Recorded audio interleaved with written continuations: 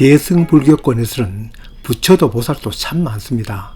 모든 중생들은 한 수레에 태워가려다 보니 수레도 클 뿐 아니라 등장하는 부처님과 보살도 많을 수밖에 없습니다.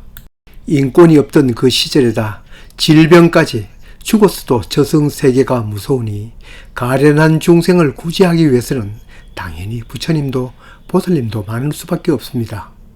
그러다 보니 저를 자주 찾는 신도들도 어느 부처가 어느 부처인지 어느 보살이 어느 보살인지 구별이 어렵습니다. 전번 영상에서는 불상구별법에 대해서 영상을 올렸습니다. 그 영상에서는 손동작 즉 수인으로 구별한다고 하였습니다. 그 수인의 모습은 불경에 나오는 그분에 대한 유래에서 따왔다고 하였습니다. 이 영상에서는 보살상의 구별법에 대해서 얘기를 드리려고 합니다. 불상도 경우에 따라서는 어느 부처인지 구별이 안 될 때가 많습니다. 바로 석굴암 본존불이 대표적입니다. 아래의 영상에서도 말씀드렸습니다만 우리나라 불상은 모두 틀에 박히게 수인을 따르지 않았기에 다소 구별이 어려운 불상이 들어있습니다. 앞으로 얘기할 보살은 더욱 그렇기도 합니다. 우선 보살의 실체입니다. 앞에서도 얘기하듯 부처도 셀 수 없이 많은데 보살은 더욱 많습니다. 나름 오랫동안 불교 문화재를 공부해온 저로서도 처음 들어본 보살을 대할 때가 있습니다. 관세음보살, 지장보살, 미륵보살, 문수보살, 보현보살, 그 외 불교 신도라면 대세지보살, 일광보살, 월광보살 등이 알려져 있습니다. 여기에다 관세음보살은 중생들이 바라는 것이 많다 보니 천수천안, 백이 등 여러 모습으로 화신을 하니 우리 같은 사람은 더욱 헷갈릴 것이 사실입니다. 일단은 보살상은 화려한 보관을 쓰고 있고 몸에는 장식을 많이 한 옷을 입고 있습니다. 우리나라 문화재는 예외가 많은 법, 그렇지 않은 보살도 물론 있습니다. 바로 지장보살을 들 수 있습니다. 지장보살은 가끔 육환장 지팡이를 두드려 지옥문을 열고 거기에서 억울하게 잘못 심판받은 영혼을 극락으로 인도해주는 보살입니다. 불경에 하면 그는 벌써 부처로서의 대접을 받고 있으나 스스로 지옥의 중생들을 구제하기 전에는 부처의 반열에 들지 않겠다고 서약을 하였습니다. 그러다 보니 지장보살도 보관은 쓰지 않고 부처의 머리 모습을 하고 있습니다. 또 한 가지는 지옥문을 두드려 열 때 사용하는 육환장 지팡이를 짚고 있습니다.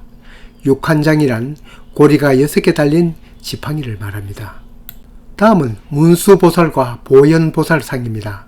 이분들은 보관을 쓰고 있는 상도 있습니다만 주로 아래 사진처럼 동자상을 하고 있는 경우도 많습니다. 절에서 이 보살들을 찾아내는 요령은 동자상 모습으로도 구별하겠지만 문수보살은 청사자를 타고 연꽃을 들고 있는 모습입니다. 늘 나란히 등장하는 보현보살은 어금니, 즉 상하가 6개가 드러난 코끼리를 타고 연꽃을 들고 있는 모습입니다. 여기에서 잠깐 절에서 여신도를 보살이라고 부르고 더구나 여러 보살이 화려한 관을 쓰고 보석으로 치장한 옷을 입고 거기에다 얼굴과 몸매가 매혹적인 모습을 하고 있으니 보살은 여자로 알고 있는 사람이 많습니다. 불교에서는 남성 여성 구별이 없으므로 굳이 따지기는 못하지만 이 보살상처럼 모든 화려함을 갖추었지만 수염이 있는 남성상입니다. 불경에서처럼 관음보살은 여러 모습으로 등장합니다.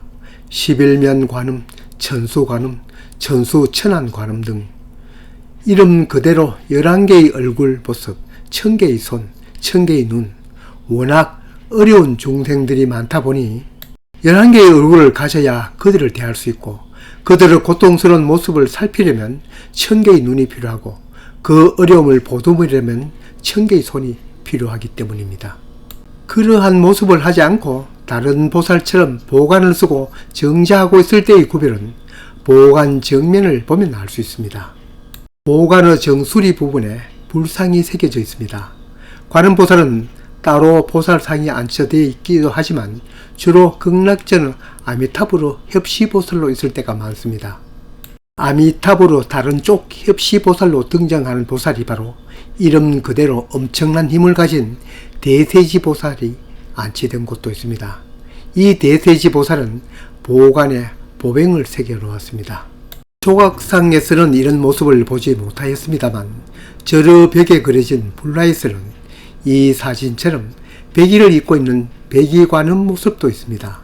다른 보살상이나 불라에서 보면 여성처럼 매혹적인 모습이 아니라 화려한 보관과 보석 장식을 하였지만 그 모습은 우렁찬 남성 모습입니다. 다음은 미륵보살을 들지 않을 수 없습니다.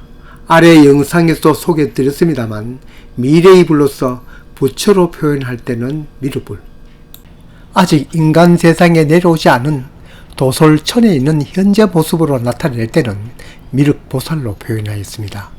골똘히 생각에 잠겨있는 미륵보살에 대해서는 차차 영상을 만들어 올리겠습니다. 다음은 일광보살, 월광보살입니다. 이분들은 조각성으로 조성한 것은 잘 볼 수 없지만 약사전의 약사불 후불탱의 협시보살로 등장합니다. 이름 그대로 보관에 붉은 태양을 달고 있는 보살은 일광보살, 흰 달을 달고 있는 보살은 월광보살입니다. 절벽화에 보면 중생들을 극락으로 안내하는 반야용선도에 보면 배 뒷전에는 지장보살이, 앞머리에는 일로왕보살이 안내합니다. 이외에도 수많은 보살이 있지만 여기까지 안내드립니다.